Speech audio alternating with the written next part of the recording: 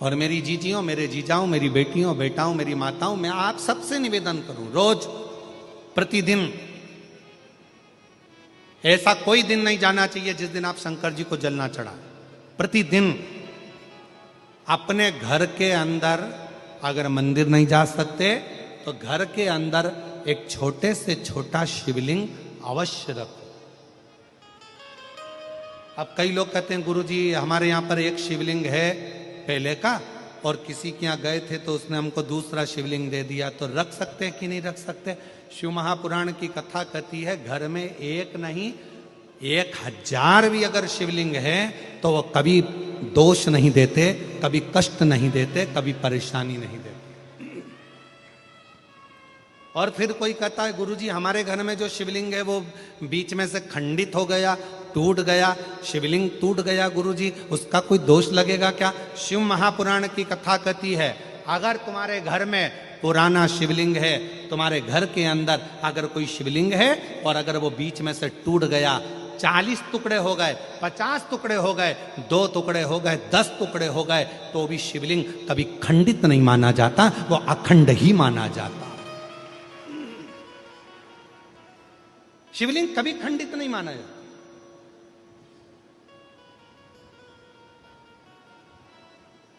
सहस्त्रेश्वर हजारों टुकड़े होने पर भी शंकर भगवान का शिवलिंग कभी खंडित नहीं, कभी खंडित। और कितना सुंदर कहा, तुमने पार्थिव लिंग का निर्माण करा। अब पार्थिव लिंग काय का बनाते हो? मिट्टी का बनाते हो, बालू रेत का बनाते हो। मान लो आप लोगों ने पार्थिव लिंग का निर्माण करा और पूजन करते करते ब्राह्मण देवता पूजन करा रहे हैं, आपने जल चढ़ाया, जल चढ़ाते से ही वो मालूम पड़ा शिवलिंग, पार्थिव लिंग का निर्माण करा, वो पार्थिव लिंग थोड़ा सा खंडित हो गया, पार्थिव लिंग कहीं बीच में से टूट गया, कहीं कुछ हो गया, या गलकर उस पानी में गलता गया। आपके मन में आया कि बताओ मैंने पार्थिव लिंग का निर्माण करा था और वो पानी में गल गया, टूट गया, खंडित हो गया, ऐसा हो गया, वैसा ना ना ना ना। ब्राह्मण देवता पूजन करा रहे हैं, आपने पार्थिव लिंग का निर्माण कराए, पार्थिव लिंग की पूजन चालू कर दी, और पूजन चालू करने के बाद में अगर आप उस पर पानी चढ़ा रहे हैं, जल चढ़ा रहे हैं, और वो पार्थिव लिंग अगर आपका थोड़ा बहुत भी खंडित हो रहा है, गल रहा है, जल में जा रहा है, या उसका रंग जा रहा है, या इधर से जहां से जल चढ़ा रहे थे वहां से पूरा धुलते चले जा रहा है, तो ये मत सोचना कि वो खंडित हो गया। नहीं, पार्थिव लिंग का मतलब होता है कि मिट्टी के छोटे छोटे कण, बालू रेत के छोटे छोटे कण एक जगह पर एकत्रित कर लिए और उस पर आपने जल चढ़ाना चालू करा।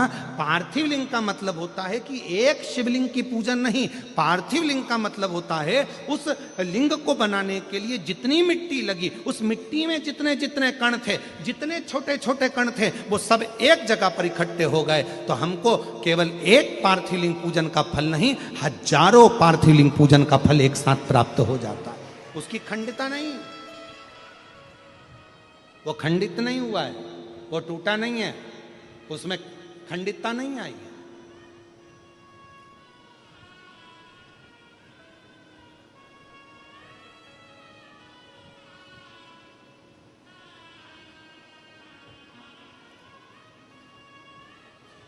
ब्रज भैया, अभी आप भी पार्थिव लिंग बना रहे होंगे। ब्राह्मण लोग जब शिव पुराण चलती है तो पार्थिव लिंग का निर्माण किया जाता है।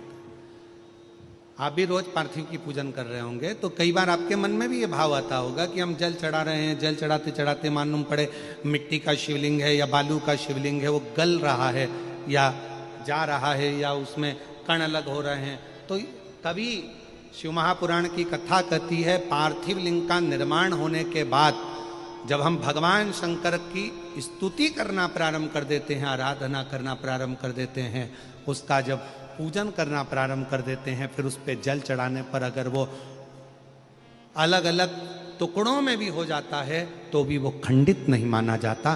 पार्थिव तो पार्थिव पूजन के महत्व को ही रखता है। पार्थिव